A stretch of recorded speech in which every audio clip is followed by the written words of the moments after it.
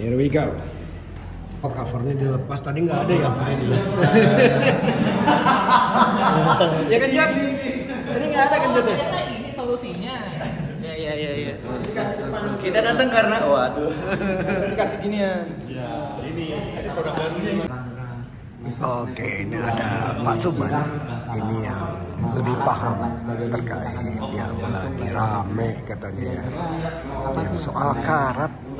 Tapi di sini dianggapnya sama AM adalah bahwa konsumen itu masih bingung antara yang namanya karat dengan istilahnya jelaga atau lapisan silikat. Nah, jadi kalau untuk konten yang ini sih ya fokusnya ke situ. Fokusnya lebih ke bisa membedakan antara karat atau korosi atau keropos dengan yang namanya jelaga alias silikat yang ada di motor-motor 160 cc punya Honda gitu guys. Jadi ya untuk saat ini ya kontennya aja lah kita tonton kayak gimana sih gitu kan. Ini klarifikasi dan informasi dari Pak Suban sendiri terkait apa yang dianggap oleh konsumen itu sebagai suatu karat atau sebuah karat. Apakah benar itu karat atau bukan, dan apakah itu bisa korosif, bisa korosi, bisa keropos, itu akan dijelaskan di sini. Jadi ya dinikmatin aja dulu, kami nggak bisa ngomong apa-apa karena ini dari versi ini ya, dari versi AHM-nya. Kalau di sini sekali lagi kami hanya mengkontenkan apa yang ingin dijelasin aja gitu ya. Oke. Frame yang diaplikasikan di beberapa model skuter kita, AHM menggunakan teknologi MIG yang metal inert gas, atau mungkin M apa itu Sabrina,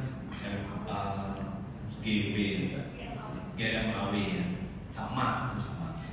Jadi bapak-bapak itu terdiri dari logam yang kawat logam yang nantinya akan meleleh gitu ya, dia akan datang terus gitu, mana indah kerjanya lalu meleleh gitu ya. Terus kemudian ada inert gasnya yang akan melindungi dari atmosfer atau oksigen ya, seperti dari splitter kan, atau splitter ya. Kalau mas itu suka ada apa tuh yang keluar dari kasa di pinggiran gitu ya. Percikan itu betul. Kalau dengan teknologi ini kita bisa menghasilkan hasil yang bebas dari splitter kurang lebih gitu. Terus kemudian satu hal yang terkait dengan silicate formation atau tadi disebut bercak seperti karat yang sekarang lagi viral gitu ya. Itu adalah silicate formation, jadi kebentuk dari proses welding mic kita. Silikon Si dalam unsur kimia itu digunakan memang dalam teknologi las ya, mic. Ada beberapa fungsi ya dari silikat tadi. Jadi unsur silikat dalam proses welding di mic itu diantaranya berfungsi untuk membuat fluidity itu, kecairannya itu lebih baik supaya merata ngisinya gitu mas ya. Terus udah gitu supaya hasil dari lasannya rata. Suka lihat lasan yang rata kan kan? Nah gitu ya, ngisi bagus, rata, flat ketemu. Lalu kemudian juga dia berfungsi untuk mengikat oksigen, karena akan berpengaruh terhadap hasil las juga, terjadinya porositas dan lain sebagainya ketika dalam proses welding berlubang-lubang itu kayak ada lubang-lubang di hasil las. Itu beberapa fungsi dari silikat yang ditambahkan dalam kawat las yang digunakan. Nah Bapak Ibu, ketika terjadinya proses welding menggunakan mic tadi, ini kita kasih lihat ilustrasinya. Bapak Ibu, ini ada yang warna agak merah-merahan ya. Ini mulai terbentuknya silika bereaksi dengan oksigen, berubah namanya bukan silikon menjadi silika. SiO2 kalau salah gitu ya, akan berubah. Ini warna aslinya bukan merah, ini hanya untuk memberikan gambaran dimerahin gitulah. Saya ngambil ini juga dari internet ya, karena memang ini teknologi yang umum di engineering di teknologi pemasaran. Terus kemudian ini juga gambaran dari terbentuknya silikat tadi. Nah kalau ini nih aslinya juga ya, mulai kelihatan adanya kayak warna kaca-kaca gitu mengkilap ya, agak kayak teardrop gitu ya, kayak drop air gitu ya. Lalu kemudian dia biasanya dalam kondisi cair ya, seperti dalam kondisi cair, biasanya dia akan mulai ngumpul gitu ya, ngumpul nempel satu sama lain. Dan dikarenakan berat jenisnya yang lebih ringan dari cairan kawat mas tadi, dia akan muncul ke permukaan. Lalu kemudian apa yang akan timbul kalau di hasil weldingnya seperti ini, ada A dan B ya. Yang A ini adalah yang timbul di tengah lasan.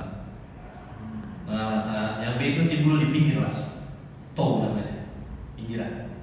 Jadi ada A dan B. Baik, jadi bagian ini berwarna kurang lebih ada jingga atau orange gitu ya, sampai ke kecoklatan gitu ya, glossy warnanya gitu. Dan dia itu memang proses yang timbul ya, proses yang timbul ketika ada make proses ya, menggunakan gas CO dan seterusnya, timbul dan seperti itu. Lalu kemudian sifat dari silikat, lapisan silikat itu insulator atau sebuah material yang tidak menghantarkan listrik, paham ya? Kayak karet plastik, dia insulator sudah tidak bisa menghantarkan arus listrik. Nah, Bapak Ibu, dalam proses pemecatan kita di AHM menggunakan teknologi CED, electroelectric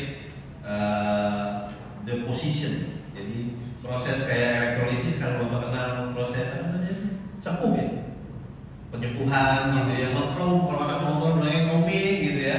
Mirip-mirip tuh, mirip-mirip. Jadi ada kutub positif negatif yang kemudian dikasih aliran listrik. Lalu catnya itu bentuknya cair gitu ya. Lalu atas proses elektrolisis tadi, kemudian partikel dari catnya akan menempel benda kerja. Pertanyaannya, rangkai catnya yang di sebelah mana?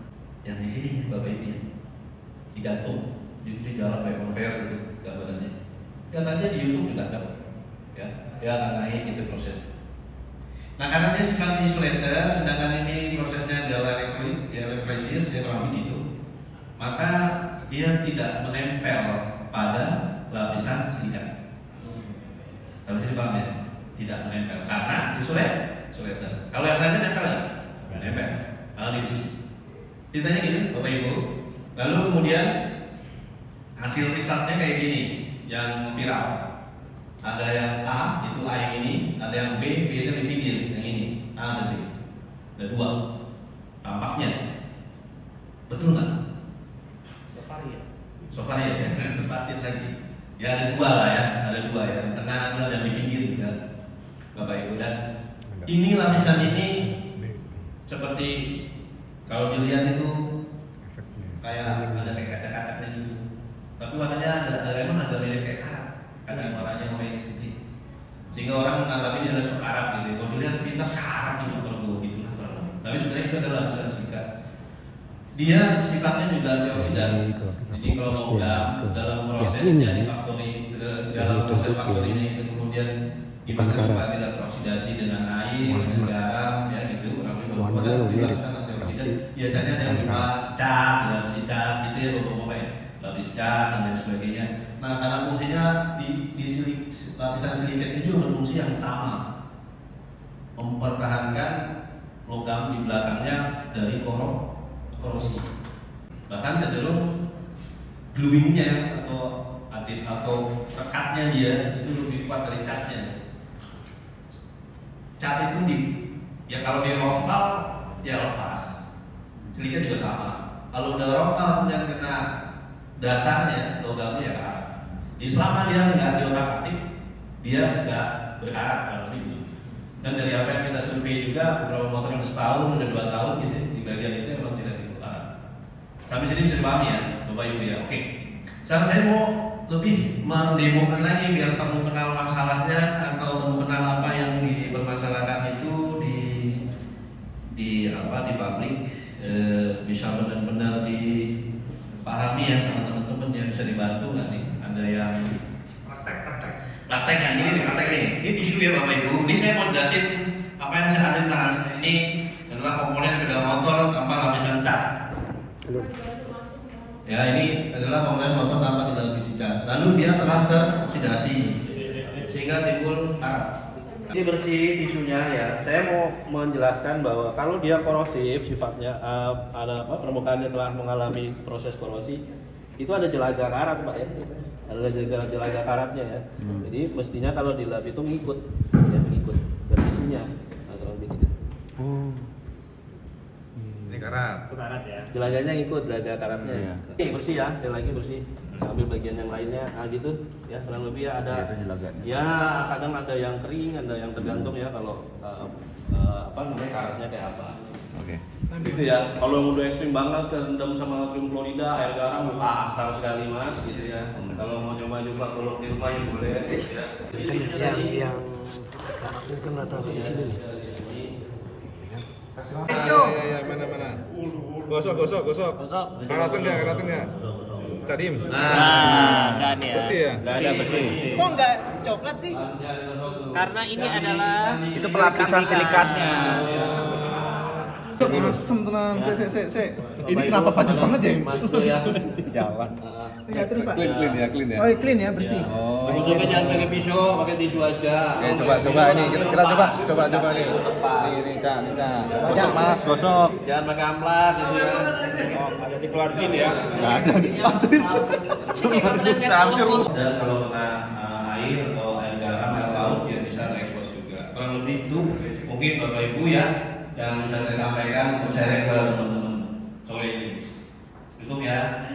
Ya. Lebih kepada improvement. Ya, improvement karena kan usianya sebenarnya kan Genio itu 2019, Beat 2020, Scoopy 2021, Vario 160 2023 ya, apa 2022 ya.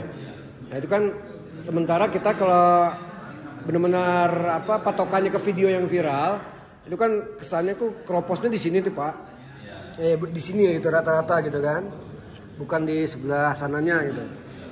Kok kayaknya usianya cuman kayak 2-3 tahun doang gitu. Nah itu kira-kira dari AM sendiri mau ada investigasi lebih lanjut nggak gitu atau improvement dari sisi situ. Sementara kan netizen berpikir sendiri itu kan kalau yang namanya sasis motor itu kan harusnya sekuat motornya bisa sampai jalan bertahun-tahun lah intinya gitu Pak.